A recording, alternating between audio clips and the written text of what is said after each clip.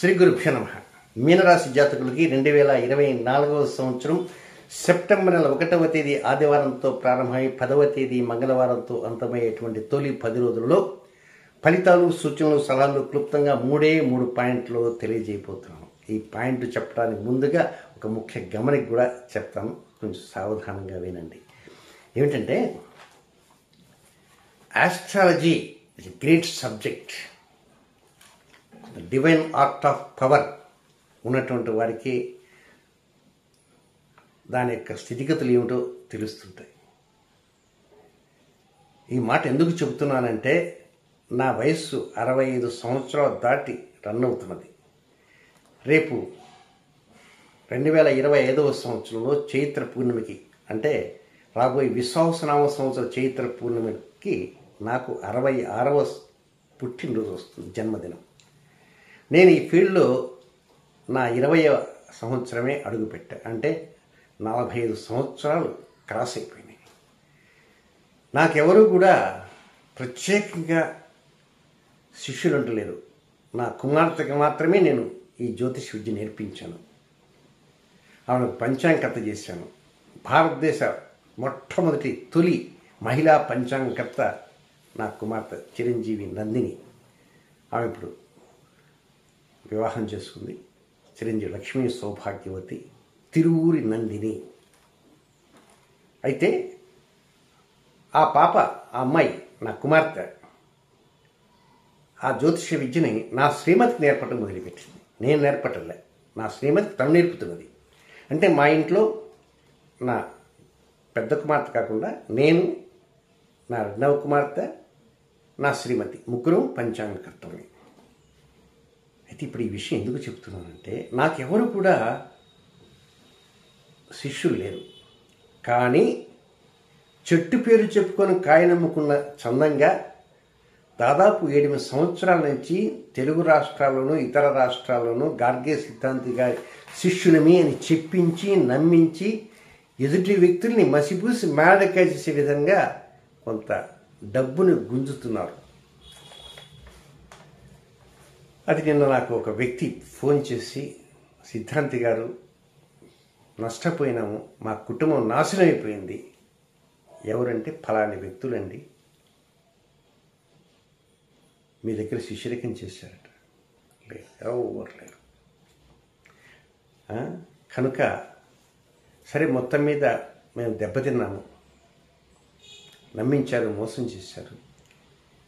మా గుట్టు, మా విషయాలు, స్వవిషయాలు రహస్యంగా తెలుసుకొని అవి జ్యోతిష్యం చెప్తే అబ్బా చక్కగా చెప్పి ఎలా చెప్పి మేము గార్గే సిద్ధాంతి గారు తీర్చుకున్నామంటే అదండి ఇదండి ఏదో మేము నమ్మేశామండి. ఆ తర్వాత మమ్మల్ని వంచన చేసి పాడిపోయారు. రీసెంట్గా దొరికితే ఏదో కొంత మాత్రం గిట్టుబాటు అయింది. మా కర్మ. కనుక ఈ మాట ఎందుకు చెప్తున్నా అంటే, దయచేసి మీరు రాశి ఫలితాల్లో కానీ స్పెషల్ వీడియో చెప్పడం ప్రయత్నం చేయండి. నాలాగా ఇంకెవరు మోసపోకూడదు. కొంతమంది మోసపోయినారండి అని అక్కడక్కడ కొంతమంది పేర్లు కూడా తెలియజేశారు. కనుక ఇలాంటి వారు ఉన్నారు. కనుక ఎవరైనా మీ చెంతకు చేరి మిమ్మల్ని మోసం చేసేటువంటి అవకాశాలు ఉంటాయి కనుక ముందుగా తెలియజేస్తున్నాను. Take care. ఇకపోతే ఫలితాలు కొత్త 1వ తేదీ ఉదయం నుంచి 1వ తేదీ రాత్రి 9:49 వరకు ఉన్నటువంటి సమయం అంతా కూడా కొంచెం సంతాన విషయాలపైన ఎక్కువ శ్రద్ధ చూపించాలి. వారి యొక్క ఆరోగ్యం కావచ్చు, వారి ఉద్యోగం కావచ్చు, వారి వివాహం కావచ్చు, లేక వారి స్టడీస్ కావచ్చు, వారి స్థితిగతులు కావచ్చు, వారి ఆలోచన సరళ ఏ విధంగా ఉందో కావచ్చు, ఏదైనా ఎక్కువ భాగం 1వ తేదీ మీ పనులు మీరు చేసుకుంటూ, మీ అమ్మాయి కావచ్చు, అబ్బాయి కావచ్చు, చిన్నవారైనా పెద్దవారైనా అతి పెద్దవారైనా ఎంతటి వారైనా కూడా వారి ఆలోచనలు ఎలా ఉన్నాయి, వారి యొక్క స్థితిగతుల్లో పావులు ఎలా కదుపుతున్నారు, వారు చెప్పేటువంటి విషయాన్ని నిజంగా కరెక్ట్గా చెబుతున్నారా, లేక నేనేమన్నా బాధపడతానని వారు ఏమైనా చెబుతున్నారా, ఏమిటి అనేది కొంచెం ఆరా తీయటానికి కొంచెం ప్రయత్నం ఉంటూ చేయండి. వాళ్ళు ఏమన్నా వివాహం చేసుకున్నారా, భార్యాభర్తలు చక్కగా ఉన్నారా, ఏమైనా సమస్యలు ఉన్నాయా, లేక వచ్చిన డబ్బు చాలటా లేదా. కొంతమంది ఇక్కడ ఉంటారు, వాళ్ళేమో ఉద్యోగాలు ఎక్కడో ఉంటారు, అమెరికాలో ఉంటారు, ఉద్యోగం ఉండదు. ఉద్యోగం లేదని చెప్తే నా అమ్మగారు నాన్నగారు బాధపడతారని, తండ్రికి ఏదో వస్తుంది అది ఇది అంటారు, వాళ్ళు తిప్పలు పడుతుంటారు. కనుక ఏదైనా కొంచెం సంతాన విషయాలపైన కొంచెం దృష్టి ఉంచడానికి ప్రయత్నం ఉంటూ చేయండి. 1వ తేదీ. ఇక 2వ పాయింట్కి వెళ్తే, 1వ తేదీ రాత్రి 9:49 ప్రారంభమై 6వ తేదీ రాత్రి 11:01 వరకు ఉన్నటువంటి సమయం అంతా కూడా ఇది మాత్రం ఎలాంటి ఆరాటాలు పోరాటాలు లేకుండా హ్యాపీగా గడిచిపోతుంటుంది. కొంత రుణ సంబంధమైనటువంటి ఏమైనా ఉంటే బాకీలు అవి తీరటానికి మార్గాలు ఉన్నాయనేటువంటి ధైర్యం, కొండంత ధైర్యం, కొంత నిర్ణయం తీసుకోవడానికి అవకాశాలు కూడా వచ్చే సూచనలు కూడా కనబడుతున్నాయి. ఇక నెక్స్ట్ ఆరోగ్యంలో కూడా బెటర్మెంట్ రిజల్ట్స్ ఉన్నాయి అని రిపోర్ట్స్ కూడా కొంత వస్తుంటాయి.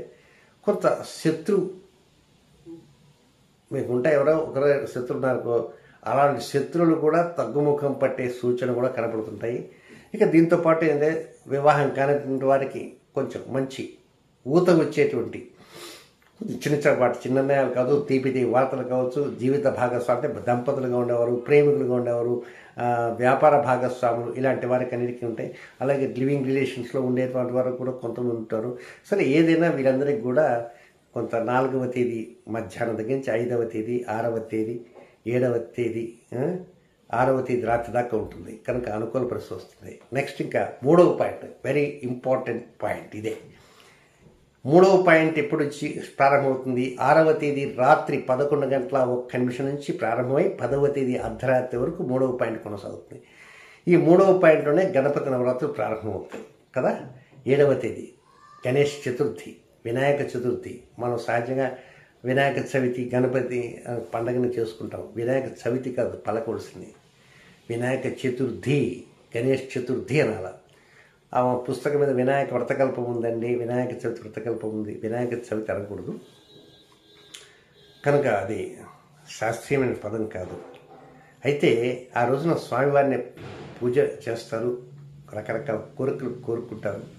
ఆ కోరికలో ప్రత్యేకంగా మొదటి కోరికగా ఒకటి కోరుకోవడానికి ప్రయత్నం చేయండి. ఆ కోరిక ఏమిటో నేను చెప్తాను, అది చివరిలో చెప్తాను. ఆ కోరిక ఏమిటో ఈ లోపల మీరు ఆలోచన చేయండి. అయితే ఈ 3వ పాయింట్ ఎలా సాగుతుందంటే ఏదో కొంచెం బ్రేక్స్ పడే అవకాశాలు ఉంటాయి.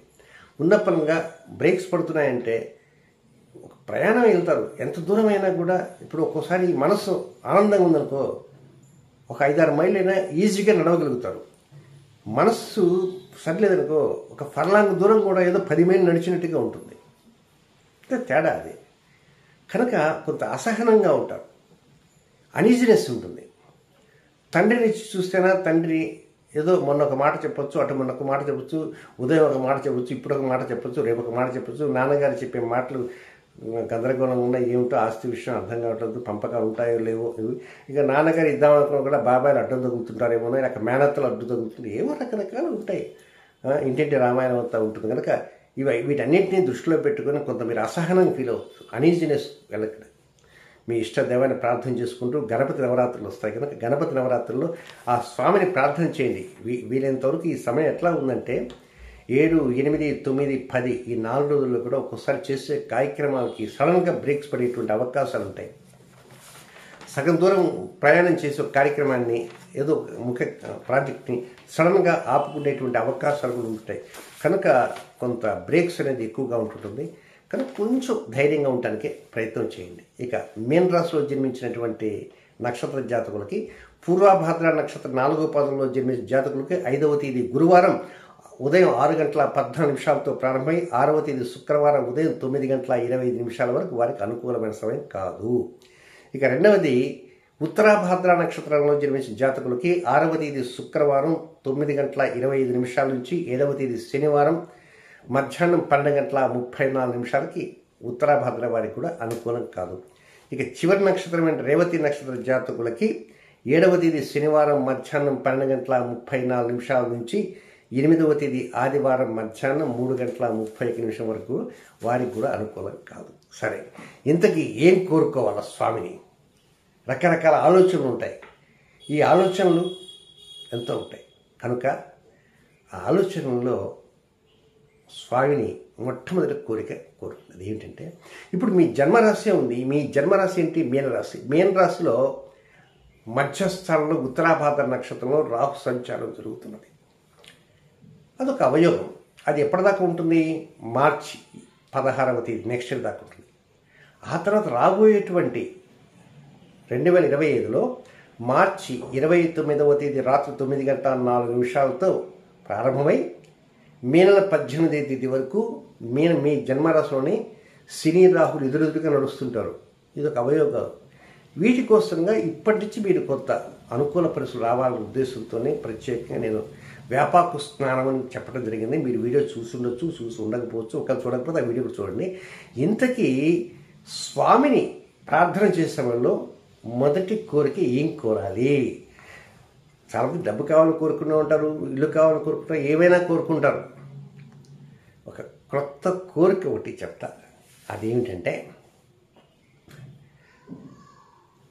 స్వామి నేను ధరించే పాదరక్షలు స్వామి ప్రతి 3 నెలలకి నేను పాదరక్షలు మార్చే విధంగా నాకు వరాన్ని. సహజంగా పాదరక్షలు ఒకసారి కొంటే షూస్ కావచ్చు, చెప్పుల్స్ కావచ్చు, అవి ఎక్కువ కాలం ఉంటారు. ఇప్పుడు ఇది కొంచెం కష్టతరమైనటువంటిదే. 3 నెలలకు ఒకసారి మార్చాలన్నా అది ఎట్టా మాత్రం అడిగిపోవాలి కదా. దీనికి దానికి లింక్ ఏంటి? పర్టికులర్గా పాదరక్షలు సపోజ్ రేపు దసరా టైంలో పాదరక్షలు కొనాలండి. అక్టోబర్ 10వ తేదీ కొనాలనుకుందాం. ఫర్ ఎగ్జాంపుల్ నవంబర్ 10కి నెల, డిసెంబర్ 10కి నెల, జనవరి 10కి నెల. 10వ తేదీ తర్వాత ఈ పాదరక్షలు బాగున్నా పక్కన పెట్టడమే, అంతే. అది పక్కన పెట్టేసి కొత్త పాదరక్షలు. మళ్ళా డబ్బులు అవసరం కదా.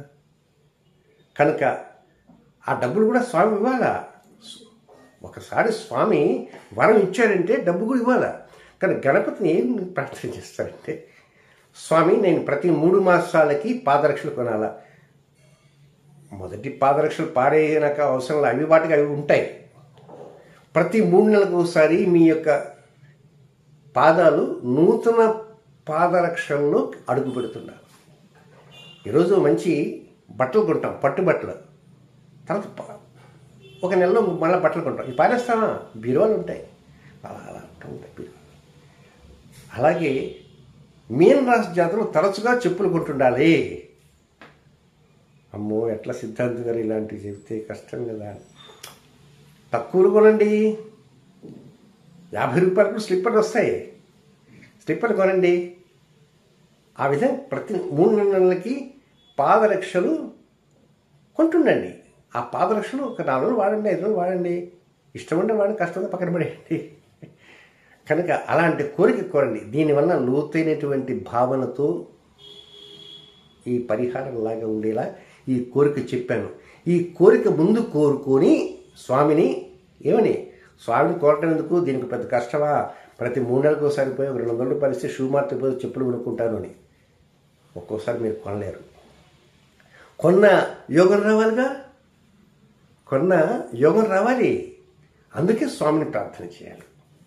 మొదటిగా కోరిక ఏమిటంటే పాదరక్షలు మార్చే కోరిక, పాదరక్షలు కొనే కోరిక. ప్రతి 3 మాసాలకి నాకు అనుగ్రహించు మహానుభావ. చూద్దాం, వెయిట్ అండ్ సీ. స్వామిని ప్రార్థన చేయండి, పాదరక్షలు కొనండి.